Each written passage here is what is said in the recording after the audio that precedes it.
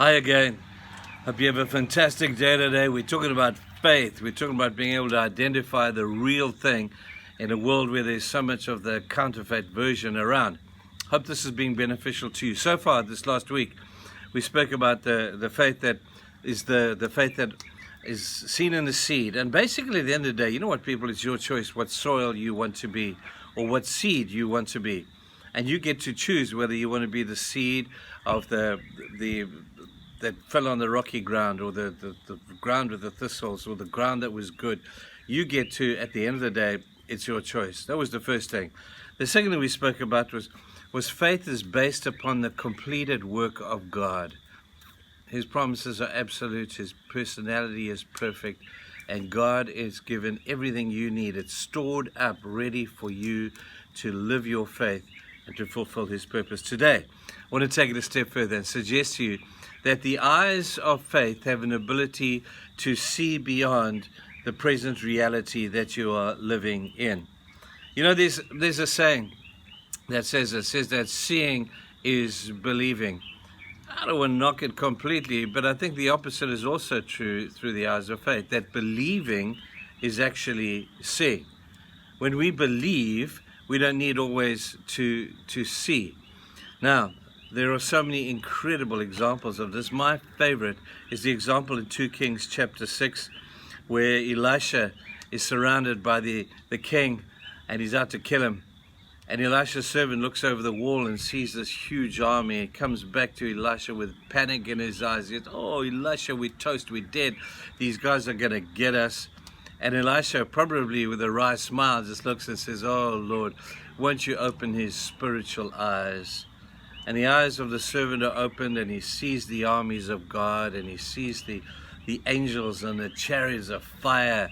And he suddenly turns to Elisha and says, "Oh, Elisha, if only I could see what you saw and what you see. Because now I know that greater is he who's with us than he who's outside the wall." You see, if we go through this life, seeing this life just through physical eyes, this life could look rather miserable. But we got to have spiritual eyes to begin to see that God is with us in the most amazing way, in a way that we have no idea actually exists until we open our spiritual eyes. Now, there's a verse, Hebrews 11 verse 1, that says, "Faith is the evidence of things not seen." People, there's stuff out there that is not seen. And faith is the evidence of seeing the unseen. In John 20, we have the story of Thomas. Thomas saw Jesus die. Thomas saw them stick a spear inside. He knew that he was dead. And when Thomas heard that Jesus had risen from the grave, what did he say?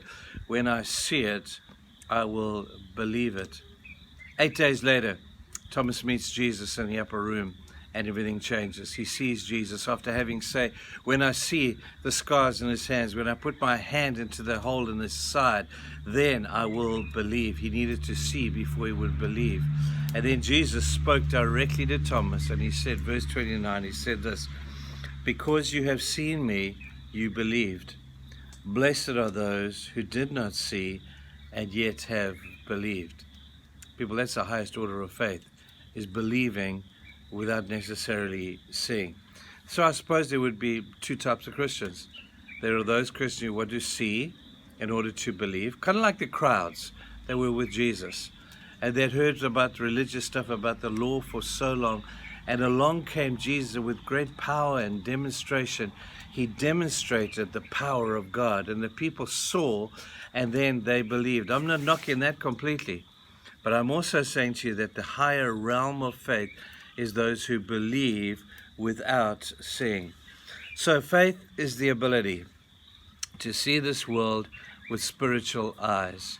And the eyes of faith have an ability to see past the physical reality of the things that are going on around us.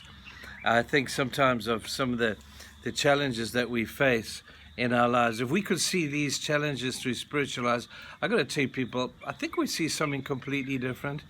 If we could see our greatest disappointments in life and begin to say, man, in time to come, I know that the worst thing that ever happened to me will one day be seen to be the best thing that ever happened to me. Is that not true? So often we're going through this incredible challenge and we think, this is the worst thing that's ever happened to me. But at the end of the day, in 6 months' time or a year or even 2 years' time, we look back and say, you know what? The eyes of faith that I should have had back there will tell me that the worst thing that has happened to me, happening to me now, is ultimately going to be the best thing that will happen to me.